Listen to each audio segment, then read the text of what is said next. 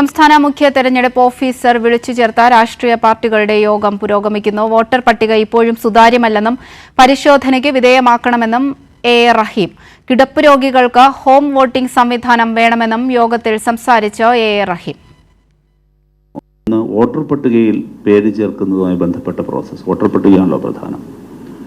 SIRന്റെ പശ്ചാത്തലത്തിൽ കുറേയധികം ആശങ്കകളുണ്ടായിരുന്നു. ആ പേര് ചേർക്കപ്പെടുന്ന വിവരങ്ങൾ BLOമാർക്ക് അറിയാൻ പറ്റുന്നുണ്ട്. പക്ഷേ അത് രാഷ്ട്രീയ പാർട്ടികൾ കൂടി അറിയാൻ പറ്റുന്ന വിധം അത് ഓപ്പണപ്പ് ആകണം. എങ്കിൽ മാത്രമേ സുതാര്യത ഉറപ്പുവരുത്താൻ കഴിയുള്ളൂ.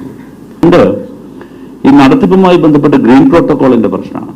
നമ്മളെല്ലാവരും ഞങ്ങളുടെ പാർട്ടിയെ സംബന്ധിച്ച് പറയുന്നു, ഗ്രീൻ പ്രോട്ടോകോൾ തീർച്ചയായിട്ടും അത് വളരെ എക്കോ ഫ്രണ്ട്ലി ആയിട്ടുള്ള ഒരു സിസ്റ്റം വേണമെന്ന് ആഗ്രഹിക്കുന്നുണ്ട്.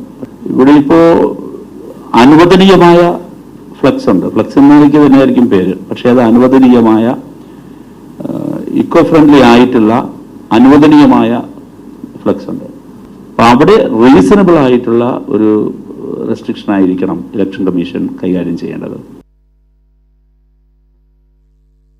തെരഞ്ഞെടുപ്പ് ഓഫീസർ വിളിച്ചു ചേർത്ത രാഷ്ട്രീയ പാർട്ടികളുടെ യോഗം പുരോഗമിക്കുകയാണ്. വിവരങ്ങളുമായി നൃപൻ ചേരുന്നുണ്ട്. നൃപൻ, എന്തൊക്കെ കാര്യങ്ങളാണ് യോഗത്തിൽ തീരുമാനമായത്?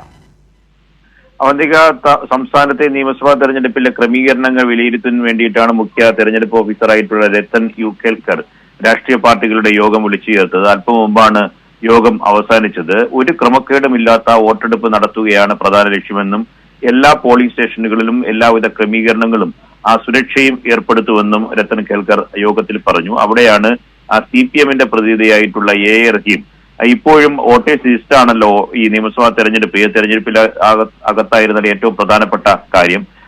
നാമനിർദ്ദേശ പത്രിക സംർപ്പിക്കുന്നതുവരെ ഇനിയും വോട്ടേഴ്സ് ലിസ്റ്റ് പേര് ചേർക്കാനുള്ള അവകാശം പൗരന്മാർക്കുണ്ട്. അപ്പോൾ അതിൽ ഇപ്പോഴും സുതാര്യതയില്ല. കാരണം BLOമാർക്ക് ഇത് കാണാൻ കഴിയുന്നുണ്ട്. പക്ഷേ ഇത് ജനപ്രതിനിധികൾക്കോ മറ്റ് പൗരന്മാർക്കോ അതിന്റെ സുതാര്യത ഇപ്പോഴും കാണാൻ കഴിയുന്നില്ല. അത്തരം കാര്യങ്ങളിൽ സുതാര്യത ഉറപ്പുവരുത്താൻ ഇലക്ഷൻ കമ്മീഷൻ തയ്യാറാകണമെന്ന് പറഞ്ഞു. മറ്റൊരു പ്രധാനപ്പെട്ട കാര്യം ഗ്രീൻ പ്രോട്ടോകോൾ പാലിക്കുന്ന സംബന്ധിച്ചാണ്. അത് ഗ്രീൻ പ്രോട്ടോകോൾ പാലിക്കുമ്പോൾ പ്രചരണ സംവിധാനത്തിലടക്കം പലവിധ നിബന്ധനകളുണ്ട്. അപ്പോ ചുരുങ്ങിയ സമയത്തിനുള്ളിൽ തന്നെ അത്തരം സാധന സാമഗ്രികൾ കിട്ടാനുള്ള പ്രതിസന്ധി രാഷ്ട്രീയ പാർട്ടികൾ അനുഭവിക്കുന്നുണ്ട്. അതുകൊണ്ട് അനുവദനീയമായ ഗ്രീൻ പ്രോട്ടോകോൾ പ്രകാരം ഉപയോഗിക്കുന്ന, എന്നാൽ ഫ്ലക്സ് എന്നാണ് അത്തരം പ്രചരണ ബോർഡുകളെ പറയുക, അവയെല്ലാം എടുത്തു മാറ്റുന്ന സമീപനം ഇലക്ഷൻ കമ്മീഷന്റെ ഉദ്യോഗസ്ഥരുടെ ഭാഗത്ത് നിന്ന് ഉണ്ടാകരുത്.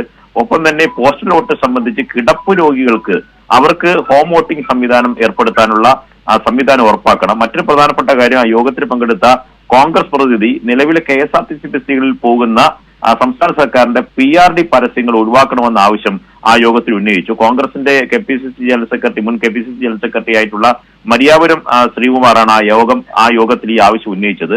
അത് CPM പ്രതിനിധിയായിട്ടുള്ള എ റഹീം തന്നെ എതിർത്തു. അങ്ങനെ അത് സർക്കാരിന്റെ വിവരങ്ങൾ അടങ്ങിയ PRDയുടെ ഭരണഘടനാപരമായ പരസ്യങ്ങളാണ്.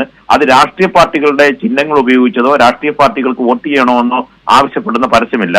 അങ്ങനെ KSRTCയുടെ പരസ്യങ്ങൾ മാറ്റണമെങ്കിൽ കേരളത്തിലേക്ക് എത്തുന്ന ട്രെയിനുകളുണ്ട്, തീവണ്ടികളുണ്ട്. ആ തീവണ്ടികളിലൊക്കെ തന്നെ കേന്ദ്ര സർക്കാരിന്റെ വിവിധ പദ്ധതികളുടെ പരസ്യങ്ങളുണ്ട്.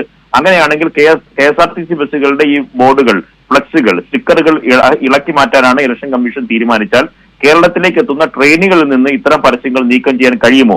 അത് ഇലക്ഷൻ കമ്മീഷന് സ്വാഭാവികമായും പ്രായോഗികമാകില്ല. അതുകൊണ്ട് ഇത്തരത്തിലുള്ള കാര്യങ്ങൾ സംബന്ധിച്ച് വസ്തുതാപരമായ തീരുമാനമാണ് എടുക്കേണ്ടത്. മറിച്ച് അത് രാഷ്ട്രീയ പാർട്ടികളുടെ പ്രചരണമല്ല, അത് സർക്കാരിന്റെ വിശദാംശങ്ങൾ അടങ്ങിയിട്ടുള്ള, ഡേറ്റകൾ അടങ്ങിയിട്ടുള്ള പരസ്യങ്ങളാണ്. അതിനെ ആ നിലയ്ക്ക് കാണണം. മറിച്ച് മറ്റ് രാഷ്ട്രീയ പരസ്യങ്ങളെയാണ് ഇലക്ഷൻ കമ്മീഷൻ നീക്കം ചെയ്യേണ്ടത് എന്നും എ റഹീം ആ യോഗത്തിൽ ആവശ്യപ്പെട്ടു. അവന്തിക.